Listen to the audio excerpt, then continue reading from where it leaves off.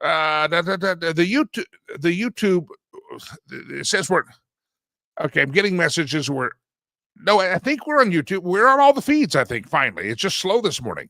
Like they're populating one by one on my stream. Sorry, we're having technical difficulties. Oh, producer Chad fixed it. Yeah, we're not on the Instagram this morning. Instagram was not cooperative this morning. We're not on the IG. I was having trouble with that pre-show, but we're not on the IG. But everything else I clicked correctly. But some of them had to be re-clicked. It's very, very strange. Producer Chad says he fixed it. Well, thank God somebody can fix something around here because God knows it wasn't working for me. All right, good to have you here on the program. Nice to have you here. If you can't tell, I'm a little Twitter-pated and angry that eventually, remember what Barack Obama's pastor said? The chickens come home to roost. And what we're seeing here in the streets of Washington, D.C., what we're seeing here in the streets of Boulder, Colorado, is you're seeing the chickens have come home to roost. That radical policies and radical ideology are causing people to die on the streets. And these are not policies of conservatism. These are not policies of Donald Trump. These are policies of radicalized Marxist Democrat-type voters that are in this country and or here, even if they're illegal aliens are here, they have been propagandized to believing these terrorist threats. Now, this guy was chanting Free Palestine. And I don't know if he has any ties to the University of Colorado. It is interesting that he was in Boulder, which is a liberal enclave.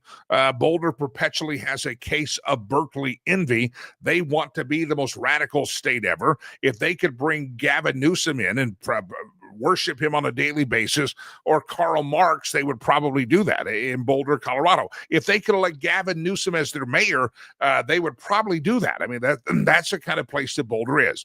Is it unusual? Is it purposeful? Is it coincidental that this radical showed up in this radical city? Possibly not, because it's possible that was where he lived. I don't know. I don't know where he was residing in Colorado, but it is interesting. But here's what happens. You get people murdered on the streets of Boulder. You get people murdered on the streets of Washington, D.C. Prepare your hearts, America. It's going to keep happening because not just do you have had an open border, and not just do we have more of these cats here that are here illegally, you have Americans that have been indoctrinated on a daily basis by tenured college professors like at Columbia and Harvard, and you're going to continue to see this type of behavior. One of the things that I've studied quite extensively for the last 18 years is the beautiful country of Rwanda. I know it pretty well.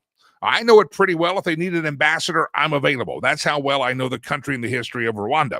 And I'll tell you, and I know the current day affairs as well. But one of the reasons you had the Rwandan genocide back in the early 90s is because you had students, college students, and people in the entertainment world. You had people on all sorts of levels that just continued to hear propaganda. And if you ever go through any of the study of it, they were saying that the Tutsis were cockroaches. They called them cockroaches over and over again.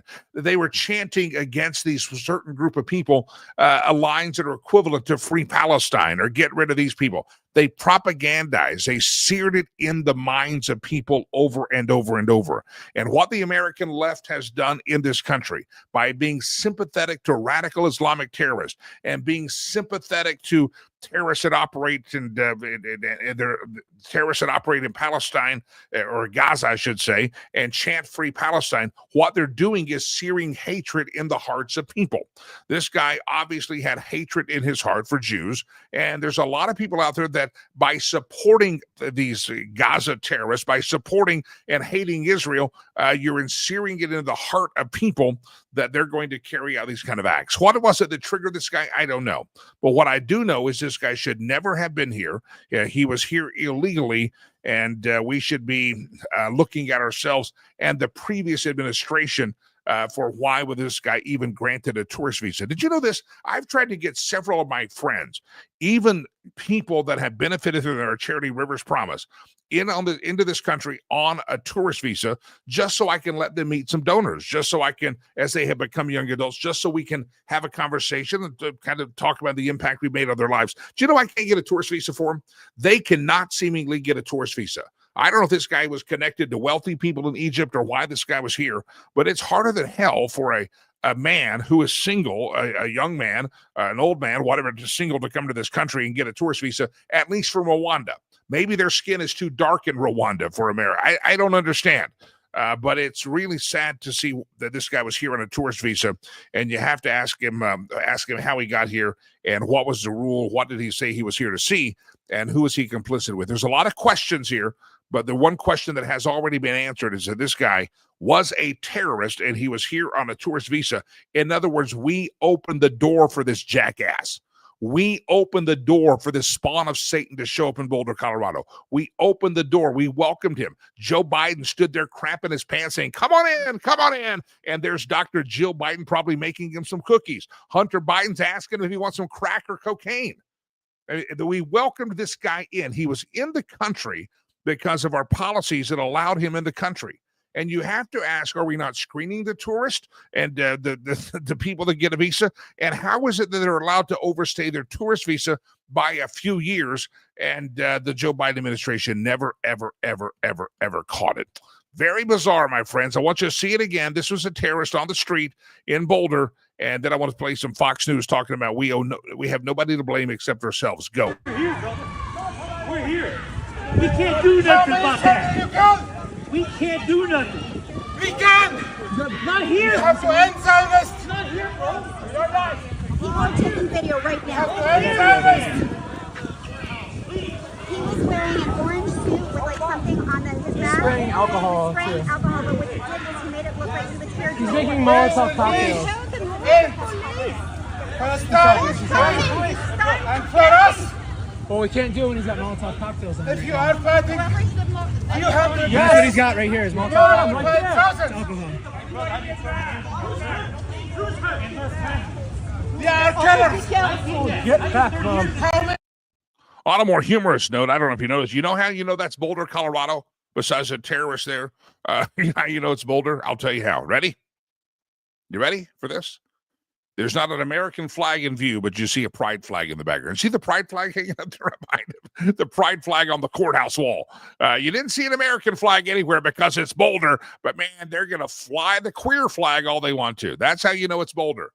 Tell me you're in Boulder, Colorado, committing an act of terrorism without saying you're in Boulder, Colorado. Just look at the pride flag behind him and go, oh, there's no American flag on the courthouse hanging above the door. But boy, there's a pride flag. Yeah, we're here. We're queer. That's sad. That's happening there.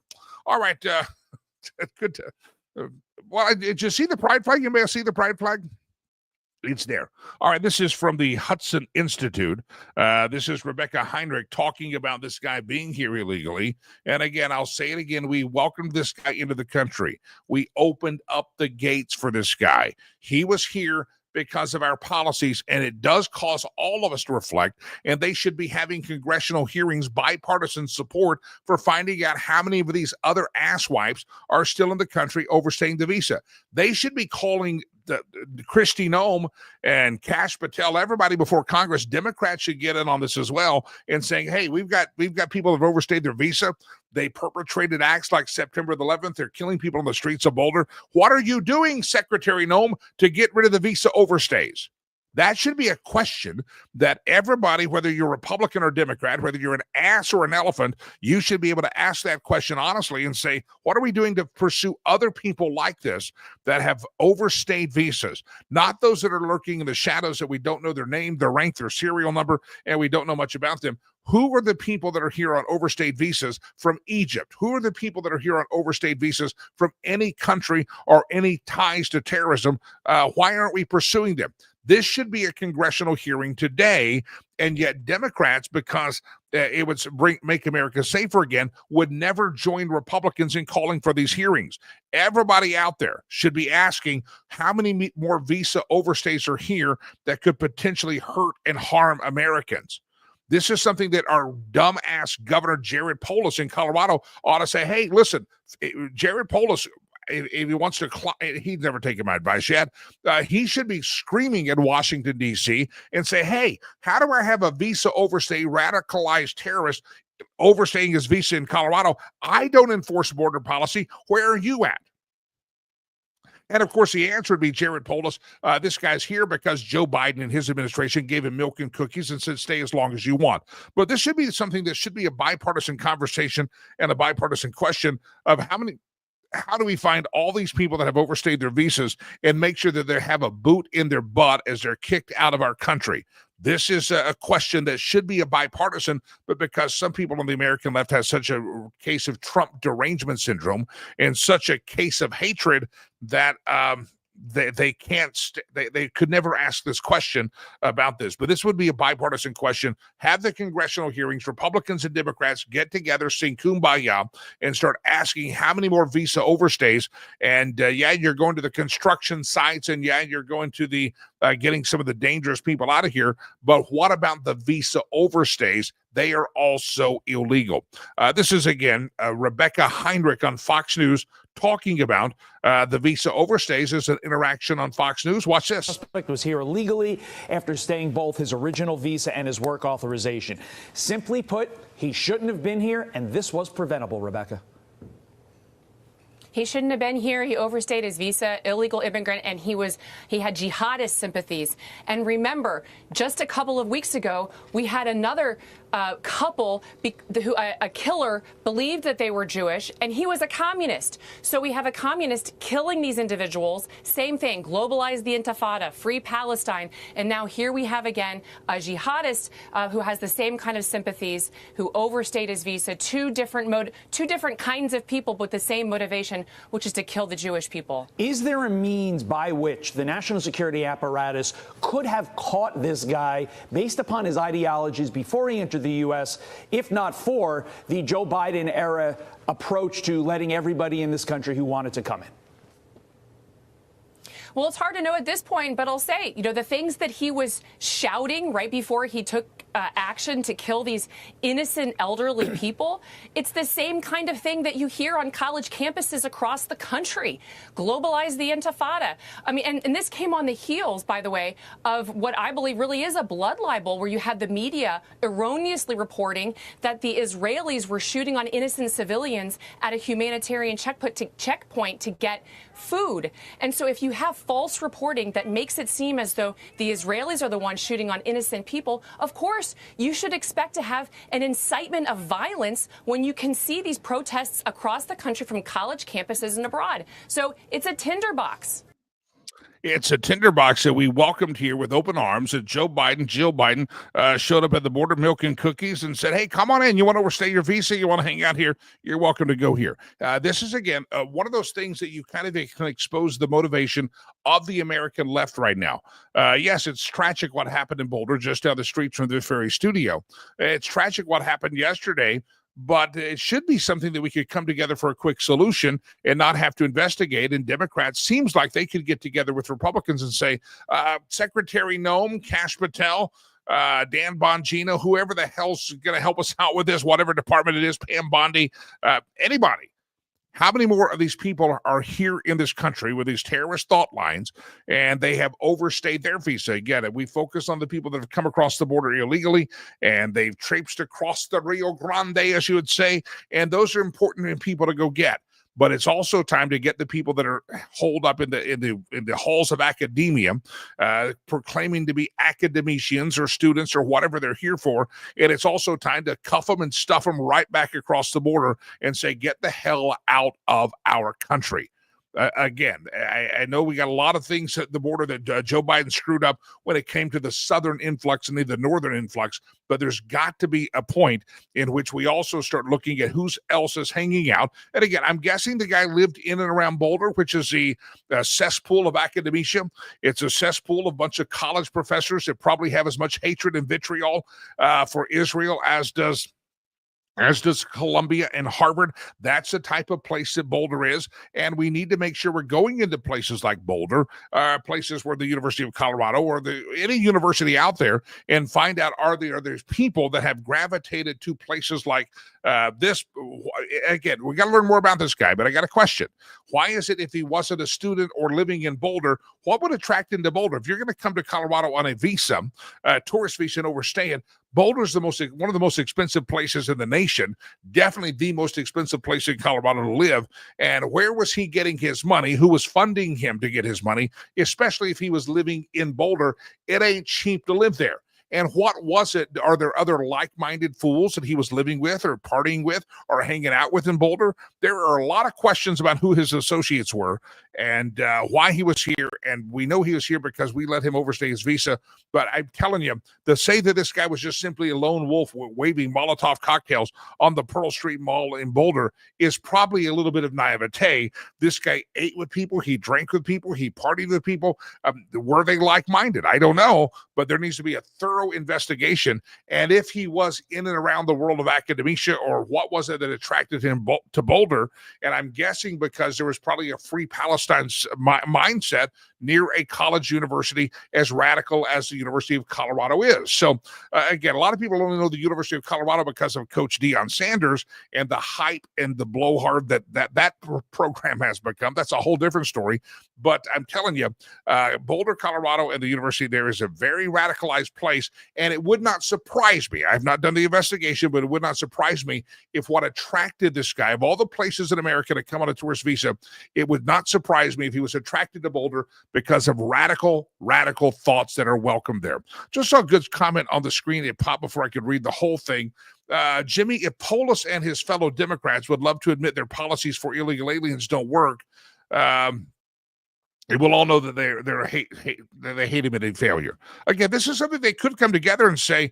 Polis should say, "Hey, how many more of these illegal people have overstayed their welcome and are walking the streets of Boulder, walking the streets of Denver, walking the streets of name your city?"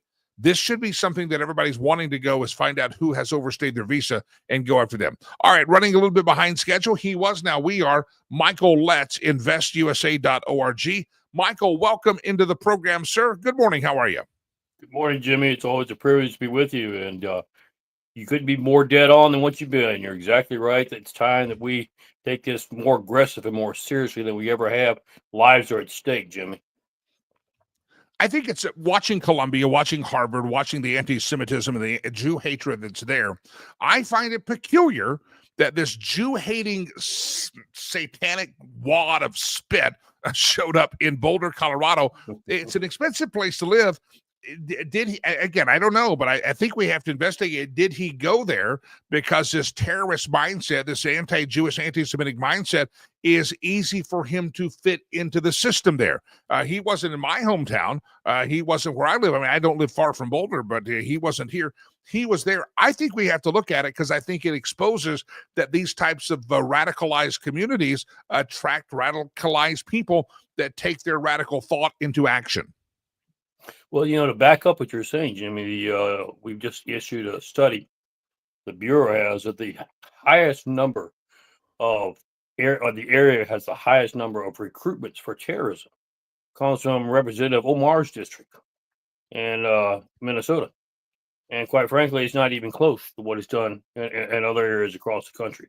So when you attract that kind of rhetoric, because you remember she refused to condemn the 2 Israeli diplomats that were shot in D.C., refused to condemn that killing. When you have that kind of a ideology put together all in the same spot, you recruit terrorism and then you move it out from there and you move it across the country. It's time, Jimmy, that we really take this seriously and analyze these areas. And I realize people say, well, that's not American. It is American. It's American to protect our citizens and to protect our children and our grandchildren. And quite frankly, when you've had previous administrations that have brought in deliberately those who have an ideology that hate our country, place them all in one area and tried to make them assimilate into our society, which they never will do. They don't want to assimilate. They want to control and take over our society. Jimmy, it's time we fight back. Yeah, how many people at these universities and these university cities? And again, we'll learn more about this Mohammed character that I guess now this morning they filed 2 murder charges. So I'm guessing of the 8 victims, 67 to 88, I guess 2 people have passed away. They're calling him a murderer now. But you have to ask yourself how many of these university professors that are never going to throw Molotov cocktails, but they throw their words around free Palestine, for all this stuff. They create this atmosphere of rhetoric. So the guy like this, when he comes to the country, says, where will I fit in? And I don't know if you know this, Michael, but remember the television series Mork and Mindy? Mork and Mindy was based in, it was made kind of Boulder, Colorado famous. And when Hollywood looked at Boulder, Colorado.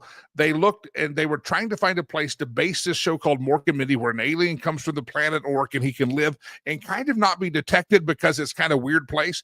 They chose Boulder because they said it's kind of the heartland of America and probably an alien could fit in. That's why they chose Boulder. And I'm wondering if we're not going to get to the place where you have all these well-meaning professors and woke college kids that living off the teat of their trust fund, and they go to places like this and they start protesting, and they're all woke. And not that they're going to throw Molotov cocktails, but their rhetoric makes people like this guy, this illegal alien, say, I can at least fit in here, and I can set up my base of work here, and I can do things here because these woke white people and these rich white kids at University of Colorado or rich white kids at Harvard, they're all hanging out there, and they'll agree with me, and I'll chant Free Palestine. I'm going to end up in Molotov cocktails. These kids are just woke, and they have no clue what they're talking about. Oh, yeah, we set up an atmosphere. Thing... We set up an atmosphere like they staged Mork and Mindy in Boulder, Colorado. That this guy, he says, I can hang out there like an alien from the planet Ork, and people think I'm part of the crowd. You know, it's added insult to injury, Jimmy. As you and I end up putting the bill.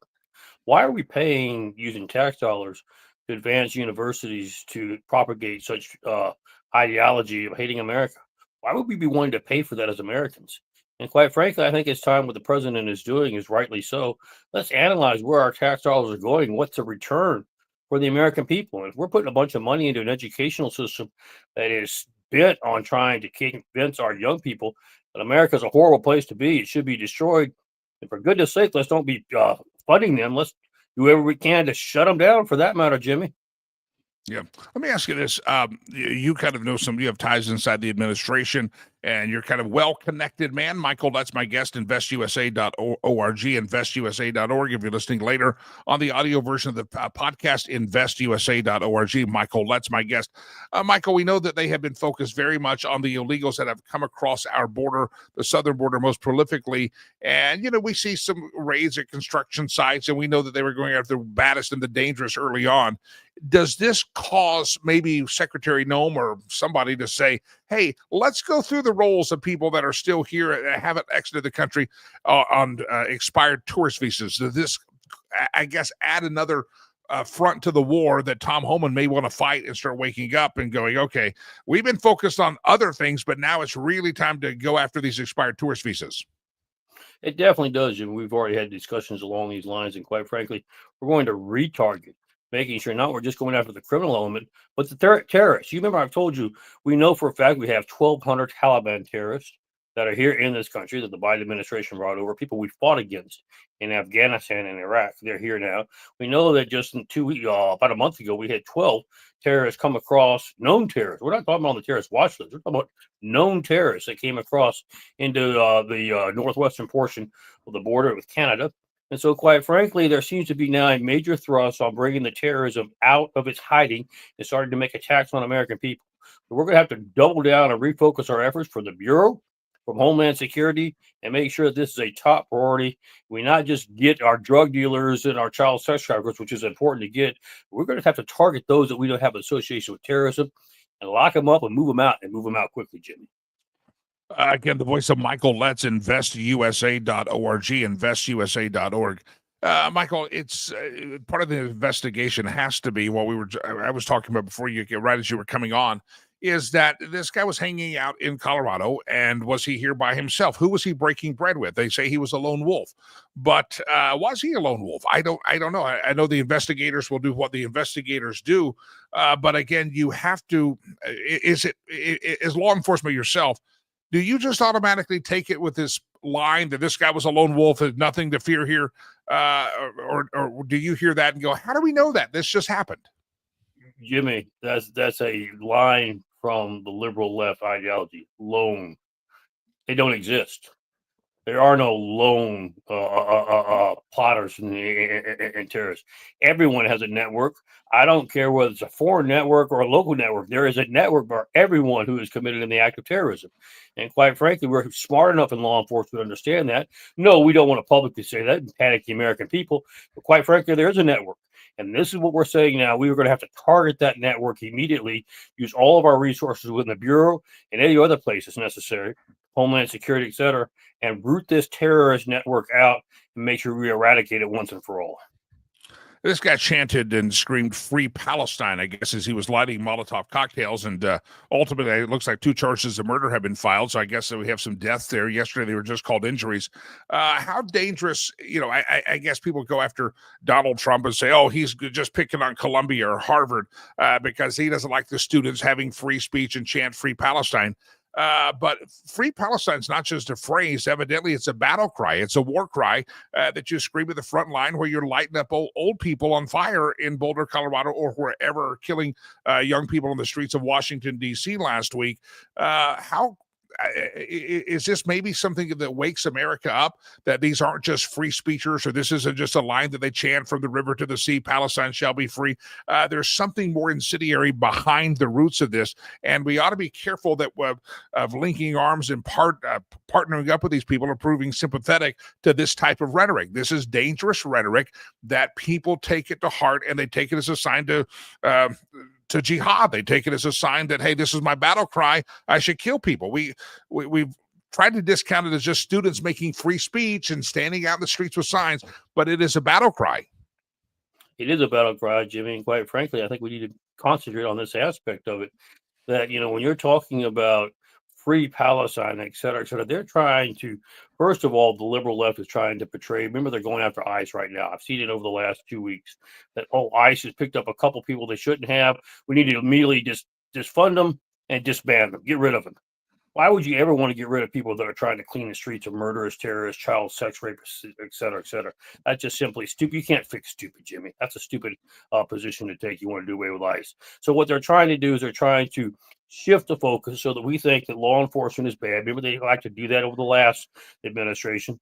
And for some reason, the crime's going to fix itself. It doesn't work that way. What we have to do is double up and make sure we remove this threat in our country and move it quickly. Otherwise, there's going to be more deaths for the American people. Michael Letts, InvestUSA.org is your organization. Michael, I always appreciate your law enforcement perspective. That's why I reached out to you yesterday to come on. Give a little thumbnail. I know InvestUSA.org supports police officers in a way that is very tangible, keeps them safe on the streets. Talk about InvestUSA.org. Well, quite frankly, Jimmy, we've got hundreds of thousands of officers on the street that are trying to put an end to this terrorism, into this threat on our safety, but yet they don't have the necessary equipment to come home safe for their families. And that's called an active shooter vest. 90% of cops do not have them. We want to change that because the terrorists themselves are better equipped and better outfitted than we are. So let's do everything we can to show our first responders we appreciate their willingness to lay their lives on the line if necessary. Keep us safe and free. God bless you for what you're doing, Jimmy. God bless America. Go to our website. You can participate there. Thank you. Have a great day. InvestUSA.org. Michael, we'll talk again soon. We don't just get Michael set up as a regular slot on the show. That's all we ought to do. We keep hunting him down. So I'll have to talk to Sutton. Sutton's his handler. Michael's such big time. He's got a handler. He's got people that do this for him. He's got people. A matter of fact, people is what he's got. I'll have to talk to his people and see if we just get him a regular slot on the show. That way he doesn't have to scramble and wonder, when is Jimmy Lakey inviting me back? Or he can say, I'm not busy at all for Jimmy Lakey. A lot of people do that. They really do. All right, Michael Letts, InvestUSA.org. Please welcome one of my favorite sheriffs in America, Sheriff Steve Reams, from my home county of Weld County. If you're outside of the state of Colorado, Weld County butts right up against Boulder County, a neighbor of Boulder County. Sheriff Reams and I both are. Sheriff Reams, welcome to the program. Thanks for having me on again. Appreciate it. And let's dive into this. I want to get, before we get to the kind of some of the aspects of this, help us with the logistics. We know that the FBI was on the scenes in Boulder within really a matter of an hour or so. We also heard that they put out kind of a cry for all local departments to kind of send out help and come. So a lot of other agencies showed up in Boulder when this story broke yesterday afternoon. From your perspective as a sheriff in Weld County, a neighboring county, you're sitting home making a hot dog on a Sunday afternoon, probably not paying attention. Does your phone ring? Do you have a special radio? Did people from Weld County go to Boulder County? How does that work when all these agencies know the cry comes out, please send people, send help? Sure. Well, I was actually at a graduation party. It's graduation season from high school. So through social media, just like most people do. But typically, when an agency has has a request for additional assistance, they kind of have a protocol of hitting their closest neighbors first. So the Boulder Police Department would likely contact the Boulder County Sheriff's Office, and then some of the surrounding jurisdictions around the city of Boulder. So think Lafayette, Louisville, even some of the Denver metro agencies. But for a situation like this, getting in some of your federal partners is critical. The FBI being at the top of that list when it comes to a terrorism event. So I think once they made the scene safe, it was just a matter of getting the right people into the scene so they could best process what they needed to do and determine that there were no other risks to the public, such as a bomb or something like that. And I know that was a critical component early on. My agency was not requested for assistance at that particular call, which is actually good. That means they had the resources they needed, in the most immediate region. Obviously, we would go if we were asked to help, and I think any law enforcement agency in the state of Colorado would. But it looked as if once they got the suspect in custody, they had things pretty well under control in a short amount of time, other than dealing with the injuries that suspect caused. You probably, depending on our field of professionalism or work, we all look at different scenarios with different paradigms. You probably were looking at this, I'm guessing. You've been very much an advocate or of making sure we have safe borders and we have illegals out of here, identifying the threats that the illegal and the immigration policies have brought to this country. You're also looking at it from a law enforcement perspective of how are they handling this, what's going on. Let's switch gears here and talk about the fact that we learned that this was probably preventable had we been, I guess, enforcing our immigration policy. This guy was here illegally, by definition. Once you got past the logistics and watching kind of the crime scene develop and took your law enforcement hat off, what were your thoughts on the fact that we learned who this guy was? Well, as soon as the information started to trickle out that this person was here illegally or had overstayed a work visa that had been initially entered as a travel visa, quite candidly, I was pissed off. This is the issue we've been talking about in law enforcement for years. This failed immigration system, and at no fault of the officers that are on the ground or the people that are. A lot of the folks that are in charge at ICE or Border Patrol, it's various administrations. And the last 4 years of the Biden administration could not have been worse for how they dealt with illegal immigration or didn't deal with illegal immigration. And as much as you don't want to make something like this political, this is the best example of how political failings impact our lives. There's no reason this guy should have still been in our country, in our community. And especially, if he had the opportunity to radicalize, or maybe he came here as a radical and he just found a target finally. We don't know if this guy's part of a sleeper cell or what the situation may be, but we know he didn't this wasn't by accident. He lived in El Paso County. He had to travel to Boulder to enact this process and fulfill his jihad or whatever he was trying to do. And so, this wasn't a spur of the moment event, I guess is what it comes down to. And I don't know if you've noticed in the background when you see the suspect being arrested, you can see like a backpack weed sprayer, and I'm assuming that's what he turned into his makeshift blowtorch that I think caught him on fire as well. Too bad it wasn't worse. But long story short, this guy should have never been here. He should have been gone when his first visa expired.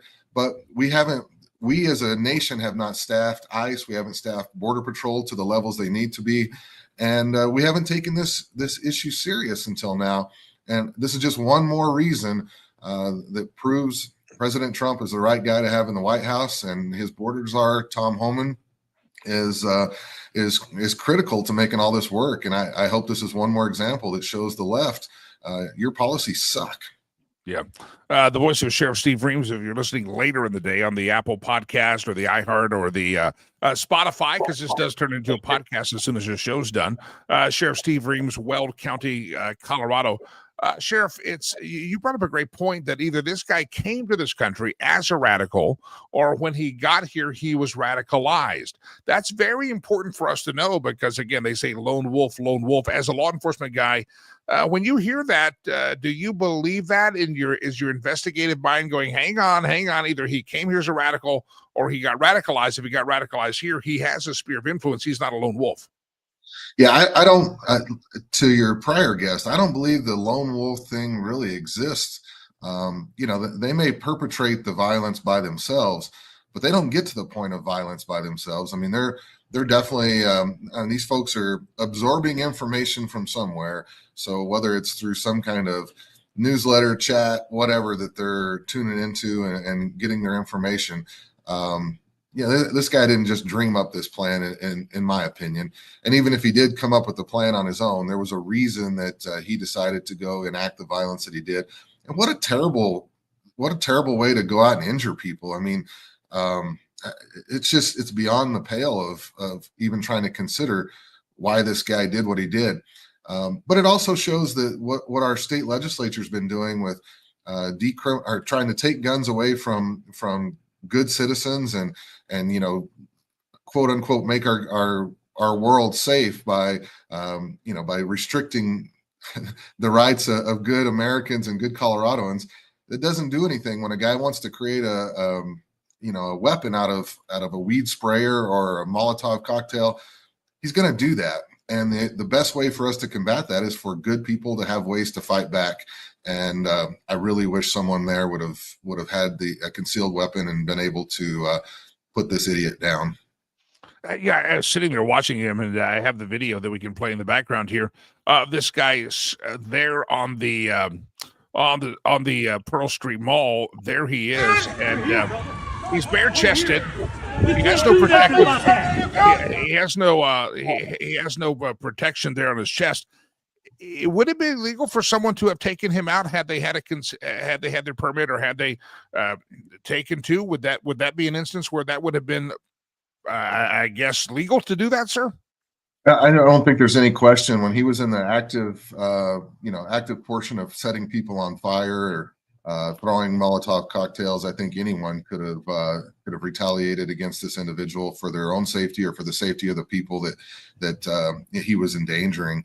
I don't think there would have been any question there. I can tell you in Weld County, that would have been a very legitimate use of force by a citizen.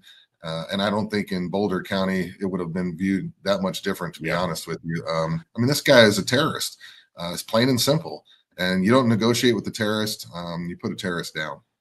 They saw the people in some of these videos talking to him like the guy there. And I don't know if they're trying to talk reason, but maybe that just shows we have become pussified as a society that in the real world, this guy probably should be a dead terrorist today, and it looks like he may be a charred or burnt terrorist, but dead terrorist right there on the streets of Boulder. But that's kind of it does show you that what we tolerate in our streets, and maybe we shouldn't tolerate some of that. I'm not calling for vigilantism. I'm just saying this was an opportunity. Right. This guy hurt a lot of people. Sheriff, it brings up another point that when I reached out to you yesterday to come on the program, you've been a prolific critic of our immigration policies, not just nationally, but under Biden, but under our existing jackwagon governor, Jared Polis. And let me paint the picture and tell me if I'm wrong. This guy, Mohammed, whatever his name is, the terrorist, if you had arrested him, let's say in Weld County, and he was in your jail, and Immigration Customs Enforcement said, hey, Sheriff Reams, we have this guy named Mohammed, the terrorist, that's in your jail, and we want to come get him because he's overstayed his visa, and we have a marker on him. We got to get him out of the country. Under Jared Polis's Colorado, it would be illegal for you to cooperate with Immigration Customs Enforcement to get somebody like this Mohammed, the terrorist, out of your jail via ICE. You couldn't cooperate with ICE under Jared Polis's rules. You could not have cooperated to get this guy's ass out of here. Yeah, so by the strictest reading of what Colorado has enforced with the recent Senate Bill 276 and prior House Bill 19-1124, let's say this guy comes to the jail for a DUI or whatever, and ICE has an interest in him, and he bonds out. I can't keep him there. I can't hold him there, even if ICE has a desire to want to interact with this guy. And no jail in Colorado can. So We don't know when a guy's going to post a bond. We don't know when that process is going to start or when they're going to make bail, if you will. So the window for ICE to be able to do anything in this state is very slim. So even if we notified ICE and if they can't get there by the time this guy's walking out the door, he's going to do exactly that. He's going to walk out the door. And quite frankly, we're one of the few states that in the nation that doesn't recognize those ICE detainers as a lawful reason to hold someone. Jared Polis has signed every one of these bills, these anti-ICE bills or pro illegal immigrant bills into law. I lay this at his feet. He signed 276 just I guess it was a week ago last Friday, if I'm remembering right.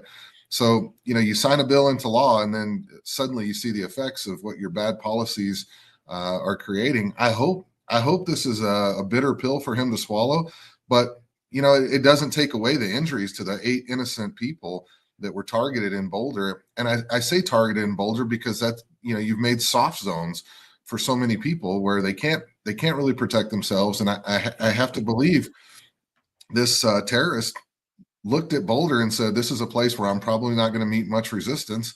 And, that was probably part of his planning. People may remember Boulder if they're outside of the area listening on the podcast later in the day. Just a couple of years ago, 3 or 4 years ago or so, there was at a King Soopers grocery store, which is the regional aspiration of Kroger, big grocery store. Shooters showed up there and did a mass murder. That was in Boulder, just probably 2 miles down the road from where the Pearl Street Mall's at. Let me ask you, Sheriff Reams, it was never really explained why it is that guy also drove from a different county into Boulder to that King Soopers. The guy's still being held on mental health issues, I think. I'm not sure if there's a trial. I'm not sure what happened to that guy, but he traveled to Boulder. And you talk about this guy lived in El Paso County, which is south of the Denver metro area if you're out of state. He traveled from El Paso. This other guy, it is interesting. You point out something that I had not thought of, that these 2 horrible acts of violence have happened in Boulder, and they were both from commuters. And could it be, as law enforcement, you look and going, it's a soft zone, Jimmy, it's a soft zone? I don't think you could ignore that. I mean, we don't know for sure about the shooter, or I don't know for sure about the shooter at the King Soopers in Boulder, mostly because I think all the mental aspects that he's thrown up in his defense through trying to say that he shouldn't stand trial. All that being said, I encourage the people of my county to invest in their own safety. We encourage people to get their concealed weapons permit. We encourage people to carry a weapon. And I think, criminals know if they're going to come into Weld County, the likelihood of them encountering someone that will fight back is probably higher than in other places in Colorado, and rightfully so. Yeah. Again, the voice of Sheriff Steve Reams. Somebody posted up a moment ago. We have the video of the Pearl Street terrorists there playing. Somebody posted up a moment ago that you are America's Sheriff, Steve. And that came from a commenter in Wyoming. So, America's Sheriff. How do you like that title?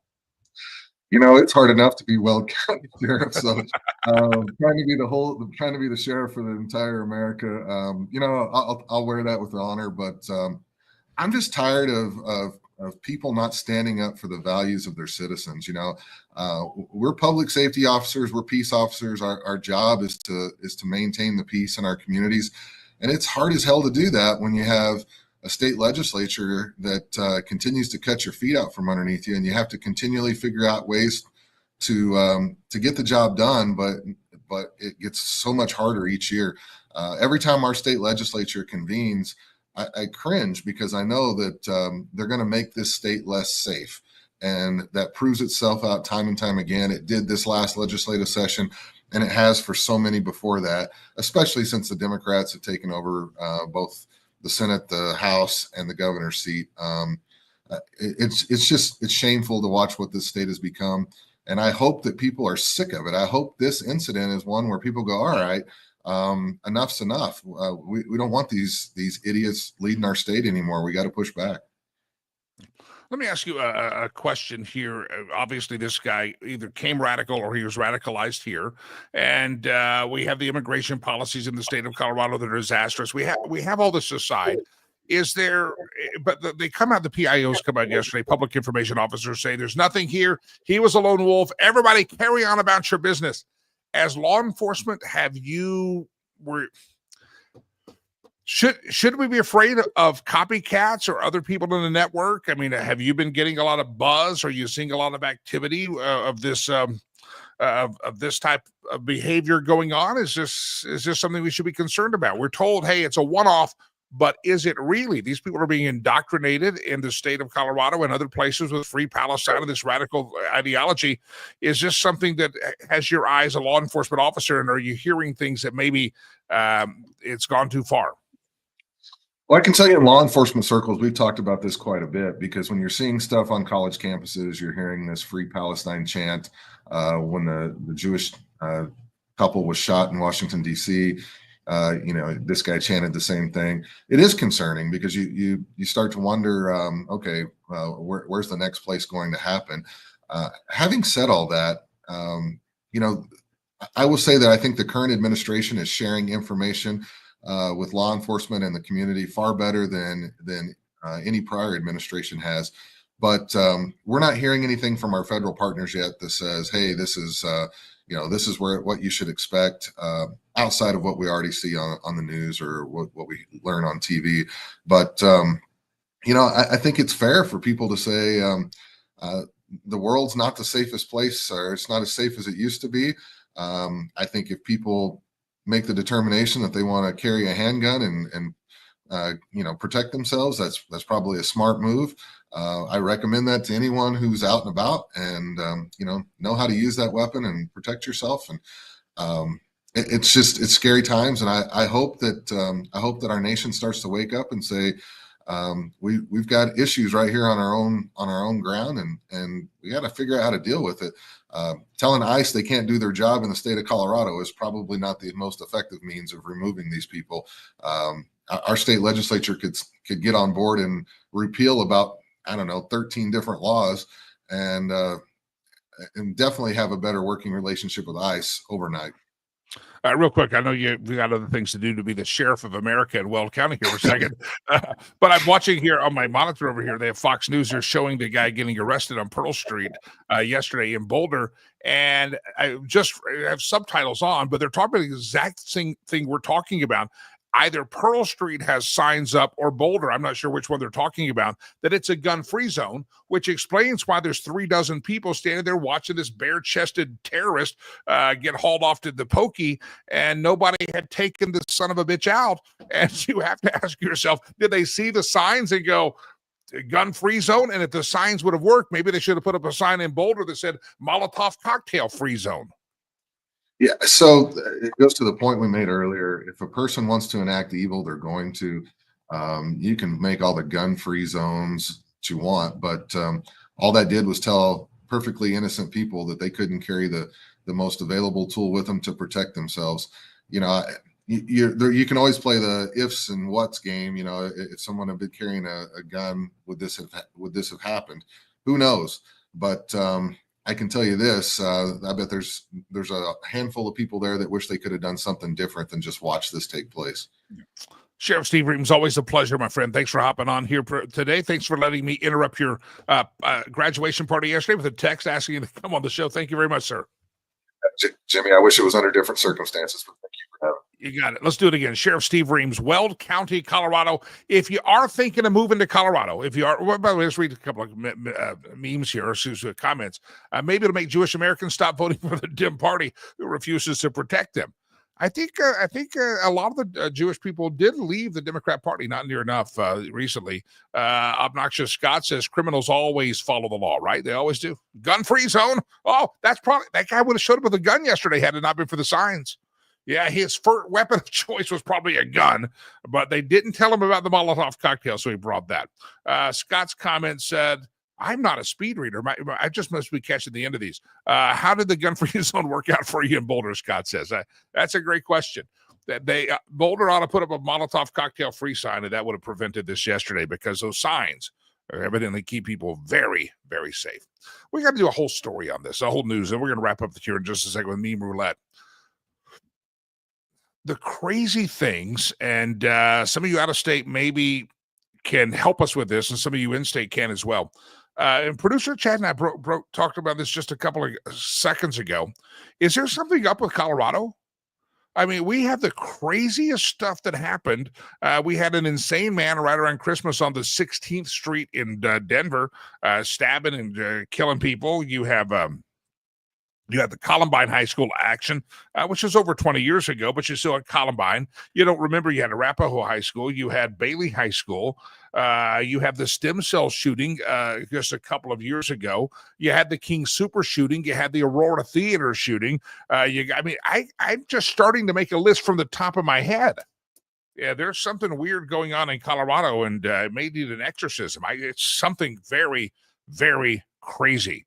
Ray comments on YouTube, says Polis might demand a background check for gasoline. That'll stop this. Yeah, that'll stop it. We ought to start checking the gasoline. But we got to stop it. Is there anybody going to call for gasoline control instead of gun control? Again, Sheriff Ream said it correctly. Evil will always find a way to perpetrate itself when evil people exist. And we had an evil person living in Colorado because we had welcomed him into this country and not expelled him based on the fact of his expired visa. So anyway, we're coming up with a whole list of Colorado. It's weird. Some of the crazy stuff that happens here. And maybe it's just me. I'm just thinking maybe because I live here, I'm more sensitive to it and I pay attention to it. But if you're outside of the state of Colorado, you are, Obnoxious Scott brings up a great question. When was the last time a criminal got put to death in Colorado? Oh, we got rid of the death penalty here, didn't we? And evidently we have become so pussified in our gun-free zones in Boulder that even some citizen-based justice or self-defense justice could have happened. That would have been a wonderful... I mean, the guy was waving around there, continuing to threaten people there in Boulder, as you saw in the video, and nobody did a dang thing about it. That's the sad part.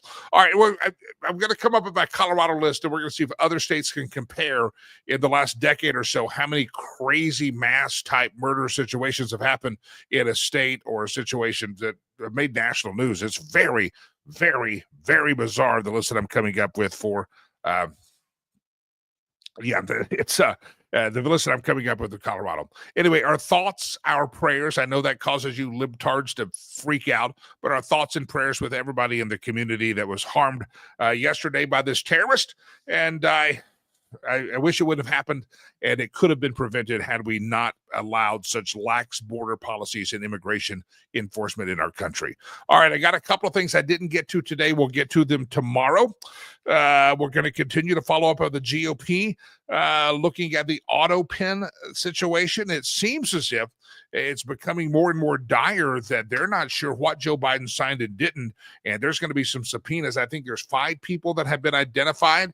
And there's more and more talk of people saying, no, it would be criminal if they cannot prove that they had authority to do this, for them to use the auto pen. Now, am I holding out hope that people are going to be charged criminally for using the authority of the presidency when they didn't have the authority? I don't know. I am not holding out much hope for it, but I do think it needs to be talked about, and that is going to be a topic of conversation throughout this week on this program as we dive deep into the auto pen situation. I think that not just the lies about Joe Biden's health, but the use of the auto pen, I think, is one of the most tragic and controversial and yet conspiratorial and criminal acts that have ever been perpetrated on America at the hands of the Joe Biden crime family. So anyway, stay tuned. That's going to be a topic of conversation. We'll also keep you posted on anything that develops here. But mark my word, we've talked about it a couple of times on this program. When they tell you there is a lone wolf, I think Michael Letts put it out very perfectly that either this guy came to this country, deceived America, and we got to look at our screening process, his background, his affiliation. Either he came to America and was radicalized when he got here and finally found his target, as Sheriff Steve Reams said, or this guy was radicalized when he got here.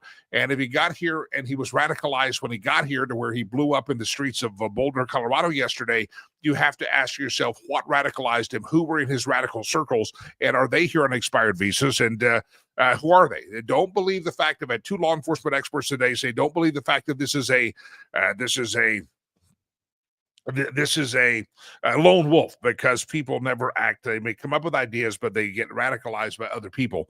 And watch out. There's a lot of investigating here that I hope they'll get to the bottom of, and I trust that the FBI will do this. And I'm starting to wonder, this is another question, at which point does the Free Palestine movement go from being free speech to these people becoming dubbed as domestic terrorists? Because you had people murdered in the streets of D.C. last week, and now you have people murdered in the streets of Boulder. At which point do the people that are affiliated with this movement is out there? At which point do we have to start saying these are terrorists? These are terrorists that are in the process of becoming radicalized. And these people protesting at Columbia or Harvard or wherever they're protesting across America, they're not to the point of Mohammed the terrorist on the Pearl Street Mall in Boulder yesterday. But if they keep going and they keep getting radicalized with this message, eventually we're going to have a bunch of more Molotov cocktails. At some point, you have to condemn, you have to stop, and the Democrats have to tell their people, their young people, to go back to class and start learning more about reading, writing, and arithmetic, or else you're going to have this consistent searing of their brain with anti-Semitism and anti-Jew hatred. They're going to hate the Jews so much that they're going to become radicalized to the point that Muhammad was from Egypt yesterday. So a lot of stuff to talk about, my friends, but don't let them brush it under the carpet. Don't let them pretend it's a one-off. This guy was radicalized. This guy hated Jews. The people protesting at Harvard and Columbia and any other university, they hate Jews. They're anti-Semites. They are hoping for another Holocaust, and that's what this guy was trying to trigger yesterday. And yeah, you say, well, there's not very many of them. Listen, you keep getting these kids on the college campus hearing this Free Palestine comment, then you're going to end up with a real bad situation. It happens in other countries. I talked about Rwanda earlier, that it just took 10, 15, 20 years, 30 years of consistent drumbeat of cockroaches, Free Palestine, that kind of stuff. And eventually you had people willing to kill a million people in 90 days. And that's where we're headed if we don't get a grip on this radicalism that is in our country and in our academic system. And we got to get a grip on our border as well. All right, I had a question of the day I did not get to. I'll get to it tomorrow, and I want you to think about this. It's weird things that you end up collecting in your home that you didn't know you were collecting. Producer Chad had a community garage sale in their HOA. We had one in my neighborhood a couple of weeks ago, and I had weird, crazy crap, right? Really crazy stuff. They were going to carry this till tomorrow. I want you to think about it. This weekend, I did not. My community garage sale was a couple of weeks ago. I sold some board games. I just throwing crap out of the driveway, selling it. I got to ask you a question. Yeah, this is it. I was cleaning in the house of Lakey. I have a kitchen area, and in the corner of the kitchen with the cabinets is like a corner. It's a glass thing. It's a glass cabinet door. And in it, I have a lot of glassware. I have some crystal up there. We have some also, and also the drinking glasses, the whiskey glasses are there as well. Mostly fine crystal, not all of them. Some of them are cheap ass stuff because my friends are slobs and they'll drop them and break them. So I don't, but we got this nice stuff up there as well. Well, I decided to kind of start pulling stuff out of there. And I can't tell you, I got a couple of dozen of glasses. I'm like, why the hell do I have this stuff? Anyway, weird stuff that you end up collecting. You didn't know you had so much of it. That's the question for tomorrow. Everybody get ready to come with a confession in your heart. I had evidently a lot of weird glasses. Like people buy me a gift set and I would keep the glasses says Jack Daniels on it. And I just stored in the back, way back there. They're out of the house. I got to get rid of them. I throw them away, give them to Goodwill. We have too much crap in America. Throw them out. All right. Anyway, that's tomorrow's question of the day. All right. I mentioned Weld County a moment ago. If any of you are in the great state of Colorado, or maybe you're needing to move to the great state of Colorado, Weld County would be a great place for you to move. I would highly recommend that. Much more affordable and sane when it comes to public safety than Boulder, Colorado, and much more affordable as well. And Sheriff Steve Reams would be your sheriff until he's term limited, so that's going to end soon, but we'll still get a good sheriff out here. Listen, wherever you want to move, need to move, relocate to, Homes with Sherry. Sherry Cree is who I want you to reach out to and have that conversation. Anywhere up and down that I-25 corridor. Yes, if you're in that Weld County area, want to live in Greeley, you want to live in, let's see, some of the great cities of Weld County. Part of Erie, Colorado is in Weld County. You could live if you're going to live in Erie, Colorado, live in the Weld County side, not the back crap crazy Boulder County side. I'm just warning you about that. Still kind of crazy into politics over there in Erie. You got that I-25 corridor. You got the Johnstown. You got the Berthoud. You got the Loveland. You got the Fort Collins. You got, I mentioned the Greeley already. Listen, wherever you want to move in Colorado, relocate in or out, in county, interstate, whatever. Homeswithsherry.com. Sherry Cree. I recommend you reach out to her. She can not only find you a neighborhood where you will not be infested by Tren de Aragua. She can look at the crime stats in the neighborhood. She can look at the education system. She can also look at what the market is doing and say, hey, this neighborhood, this particular area, the forecast is in the next 4, 5, 6 years, you're going to have your investment's going to be better. She can walk you through not just the house that you love now, but the house you're going to love later, the neighborhood, the area. She can bring to it a perspective that's not the emotional perspective that we have. Oh, I love the color of that carpet. I love the lawn there. She can bring that strategic perspective to say, yeah, you love it now, and you're going to love it even more later because this is what's coming in the market. Listen, it's strategy. It's ninja sales tactics. It's always being connected. It's always making sure that she's on top of her game. Sherry Cree, homeswithsherry.com. Homeswithsherry.com. If you're looking for a place to live in Colorado, you live out of state, reach out to homeswithsherry.com. If you're in Colorado, you're ready to get the heck out, homeswithsherry.com. Or maybe you want to move to a different area, you need to move to a different area. Listen, she believes that you walk with it with strategy and strategy, that your home can be that thing that creates generational wealth for you. It's not just about the sign of the yard. It's not just about the transaction now. It's a transaction of her becoming your realtor for life. When your kids want to buy their home, they're yours. You got to call Sherry. She's the best there is. Homeswithsherry.com. Sherry Cree, homeswithsherry.com. She's going to be on the program with us this week. Maybe tomorrow we were talking about, but with the story in Boulder, we had to move some things around for today. But Sherry Cree will be on the program with us here this week. You don't want to miss it. But reach out to her today. Homeswithsherry.com. Homeswithsherry.com. Let's say it again. Say it with me, would you? Homeswithsherry.com. Ladies and gentlemen, I have yapped too much. Let's do it. Let's do the meme roulette, which is also known as the stolen meme section of the show. But why? Because we're cheap and we steal memes. Ready? Round around the globe we go, where we steal the memes from no one knows. First meme up today is a James Comey meme. Oh, we love a James Comey meme. We can get one. James Comey answered, I don't know, and I don't recall, and I don't remember 236 times while he was under oath. But he remembered enough about it all to write a book. That's a great point. James Comey, that jackass, disgrace to America. James Comey did answer, I don't know, and I don't recall a lot. But he remembered enough to write a book, didn't he? Yeah, lock him up. Round around the globe we go, where we steal the memes from no one knows. Alexandria Ocasio-Cortez screaming, illegal immigrants do the jobs Americans don't want to do. Yeah, like voting for Democrats, says Donald Trump. Illegals vote for that. Yeah. Ooh, she's a ugly woman, isn't she? Round around the globe we go, where we steal the memes from no one knows. It's all words, no pictures to describe. It's red background, white letters that said, remember, 75% of the 8 million illegals deported under Obama, they never went before a judge and no one said a damned word. All you people protesting these illegals getting their asses kicked out of here by Donald Trump, if you didn't open your mouth under Obama and Bill Clinton when they were deporting these illegals out there, if you weren't opening your mouth then, but you're opening your mouth then, you should go to the hospital and get diagnosed with a case of Trump derangement syndrome and just call yourself the libtard fool that you are. Thank you. Round around the globe we go, where we steal the memes from no one knows. Oh, another Alexandria Ocasio-Cortez one. Oh, my God. 2 in a row. AOC, quote, owning guns is not a right. If it were a right, it would be in the Constitution. That is a 100% true quote from Alexandria Ocasio-Cortez. Yeah. He's an asswipe. Hey, and you libtards keep voting for him. She's the face of your party. I know Jared Polis, Gavin Newsom think they are. That's the face of the party. Her and Jasmine, old Jazzy. Let's see if we have any memes left. Round around the globe we go, where we steal the memes from. Sitting at the table in a cartoon fashion. Dad, how do you know if someone's vegan? Don't worry, son. They'll tell you. That's true. They will tell you if they're vegan. They will let you know.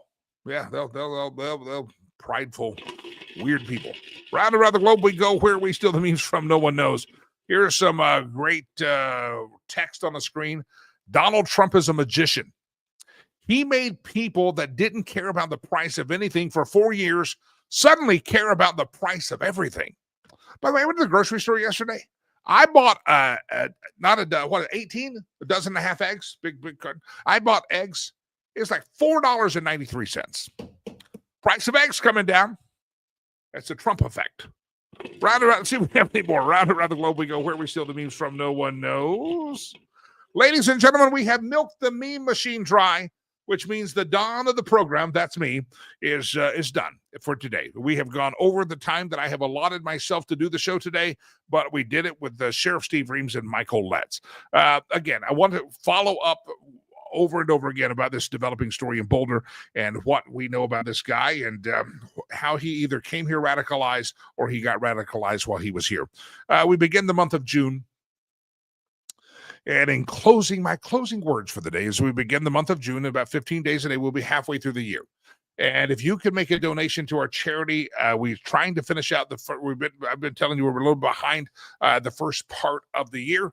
And if you could help us out, get unbehind in this part of the year, I would really gratefully appreciate it. Make a donation if you would to Rivers Promise, riverspromise.org. About 2 weeks from today, I'll be in Rwanda. Matter of fact, 2 weeks from today, I will, good Lord willing, be doing this show from the beautiful country of Rwanda. But what I need you to do is help us donate. $30 feeds a kid 2 meals a day for 30 days, $1 a day, and that's 2 meals a day. $65 feeds them the food, but also gets them to school. And we are behind so far. And I would love to make sure that we don't hit the halfway point of the year behind in our budget projections. So if you could make a donation, we would appreciate it. The Biden economy is starting to fade away. The Trump economy is starting to kick in. And so I'm hoping that'll help some of you make a donation here real soon. Big thanks to Rachel, one of our viewers and listens, I believe, on the podcast or the stream. And anyway, she's made a couple of great contributions, one in honor of her father and another one this week. She'll appreciate that.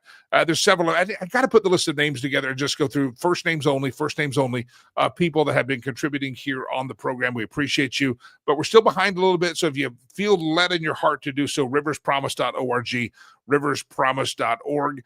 And as the leader of the organization, I know we got another class of 5th graders starting next year. Every year we're adding a class, and we got to figure that one out. So you can help us do that. $65 sponsors a kid, feeds them everything they need, pretty much. That's $65 or $30 just feeds the food, and whatever you can do. If you can do $30, you can do $300, $3,000. It doesn't matter. You know what? Do what the Lord leads you to do. riverspromise.org. There's a donation screen as we begin the first of the month. If you get paid on the 1st and 15th, well, we'd love to have a part of that if you feel so led. Ladies and gentlemen, it's been a pleasure to be here on the program with you. Tomorrow morning, we shall be back, good Lord willing, and the creeks don't rise. I used to say as long as the management lets me back in the building, but listen, I am management, and I have the sole keys. Well, Delilah's got a set of keys. Producer Chad has a set of keys, but hey, I'm still the boss. I'm not the boss. I get bossed around. Delilah bosses me around. Producer Chad bosses me around. I'm just a humble servant. I'm like a puppet. I'm out here. I'm a puppet. Whatever you tell me to do. I'm the dom of the program. What do I know? Hey, everybody, thanks a lot. Appreciate you, everybody. I appreciate all of you. God bless you. God bless America. Jimmy Lakey, peace. I'm out of here.